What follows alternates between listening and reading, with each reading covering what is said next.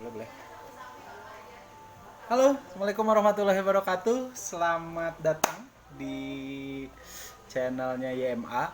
Dan hari ini kita akan belajar tentang kepramukaan. Tetapi saya mau kenalan dulu. Ini kita sudah buka PowerPoint-nya, ya. Jadi nanti anak-anakku sekalian bisa lihat. Oke, nah ini. Baik, ini tentang sejarah kepramukaan. Jadi ini adalah materi awal kenapa sih kita harus belajar pramuka dan dari mana sebenarnya pramuka itu hadir atau ada di tengah-tengah kita, bahkan di Indonesia menjadi pelajaran wajib ya di semua sekolah. Tapi sebelumnya kita kenalan dulu supaya lebih mantap lagi gitu ya. Ini adalah tentang saya. Jadi nama saya Asep Aprijal, saya sarjana ekonomi. Saya lahir 16 September 1985. Berarti sekarang umur sekitar 18 tahun lah ya. Kurang lebih, kurang ya. Jadi 35 ya, umur saya 35. Cita-cita mati syahid. Nah ini ya. Jadi nggak ada lagi cita-cita saya selain mati syahid. Hobi saya memanah dan main PS. Ya, jadi kalau kalian suka game-game itu, pokoknya saya juga hobi. Moto hidup, tong loba mikir, mun kira bener gawean. Jadi itu adalah moto hidup saya. Kerma ripuh, terus loba di pikiran kena jadi begang. Baik, ini adalah CV saya, kurikulum PT saya. Yang pertama adalah saya adalah ketua yayasan di salah satu yayasan di Sumane Samsudin. Selanjutnya adalah saya wakakurikulum ya di salah satu sekolah. Selanjutnya saya juga trainer kuantum.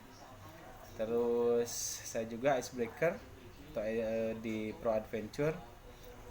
Terus game master juga. Juga saya student motivator. Dan tentunya saya juga mengajar di SMK YMA kita tercinta ini sebagai ngajar di ekskul kepramukaan. Baik, masih banyak tentang CV saya ya di Silaga nya entong di etakeun KB. Next, nanti juga saya pengen kenal dengan kalian semuanya ya. Ini tentang sejarah kepramukaan internasional. Jadi kita bahas dulu. Nah, mungkin kamu semua pernah lihat foto ini. Ya, ini bukan kakek saya. Ya, dengan topi ada tulisannya Lord Baden-Powell. Orang inilah yang pertama kali mencetuskan scouting atau scout. Kelahiran gerakan pramuka dunia dimulai pada tahun 1907 ketika Robert Baden-Powell mengadakan perkemahan kepanduan pertama di Kepulauan Brownsea, Inggris. Jadi dia orang Inggris. Buku Scouting for Boy ditulis oleh BP di tahun 1908. Ini buku pertama kali diedarkan pada tanggal 15 Januari 1908 oleh penerbit Horace Cockwinser, House Brim Building, London, EC. Scouting for Boys begitu menarik perhatian dunia. Kenapa sih? Karena Scouting for Boys ini diambil dari buku Ed Scouting. Jadi buku pertama yang dia tulis untuk pada masa militer pada waktu itu. Nah, isinya apa? Jadi menarik sekali. Jadi bukunya isinya pertama tentang bagaimana cara bertahan hidup di alam liar, tapi khusus untuk remaja. Terus di sana juga diajarkan bagaimana tidak boleh merokok, tidak boleh mabuk-mabukan. Diajarkan juga yang terakhir ini, yaitu untuk tetap tertawa dan bahagia. Ini buku Scouting for Boys ini luar biasa, ya. Udah diterjemahkan juga dalam bahasa Indonesia, jadi silahkan nanti kalau misalkan ada yang mau beli boleh, tapi jangan di saya nggak jualan. Ini riwayat hidup Baden-Powell. Ya, jadi lahir 22 Februari 1857. Kita masih di mana pada waktu itu? I don't know. Dengan nama Robert Stephenson Smith. Ya, jadi ayahnya itu bernama Powell, seorang profesor geometri di Universitas Oxford yang meninggal ketika Stephenson masih kecil. Jadi yatim dia.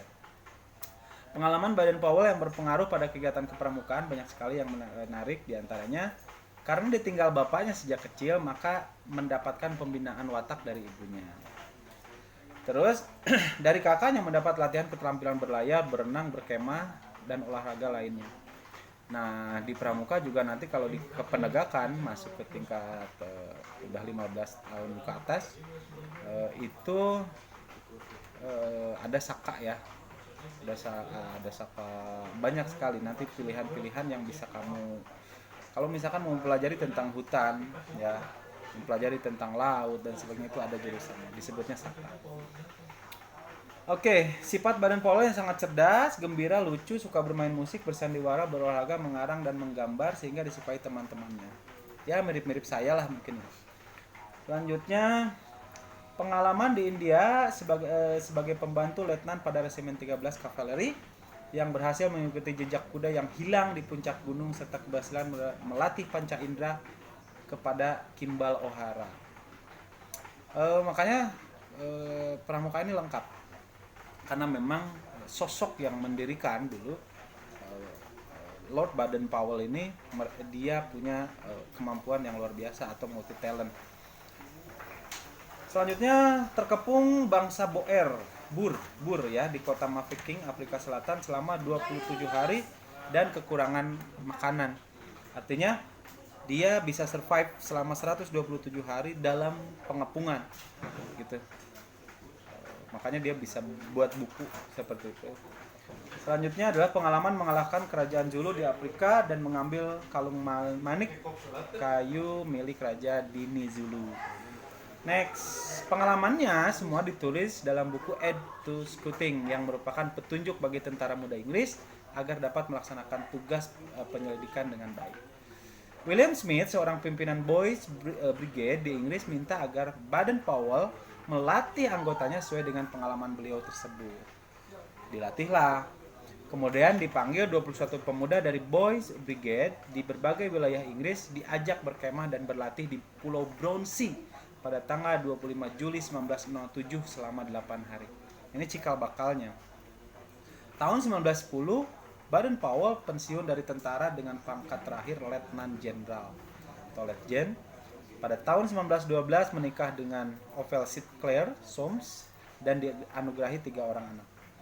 Beliau mendapat titel Lord dari King George pada tahun 1929 dan Baden-Powell meninggal tanggal 8 Januari 1941 di Nyeri, Kenya, Afrika. Jadi sekarang sudah nggak ada ya.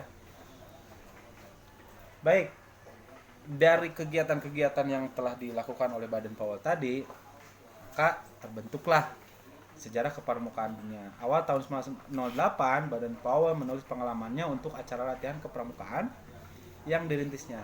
Kumpulan tulisannya ini dibuat buku dengan judul Scouting for Boys.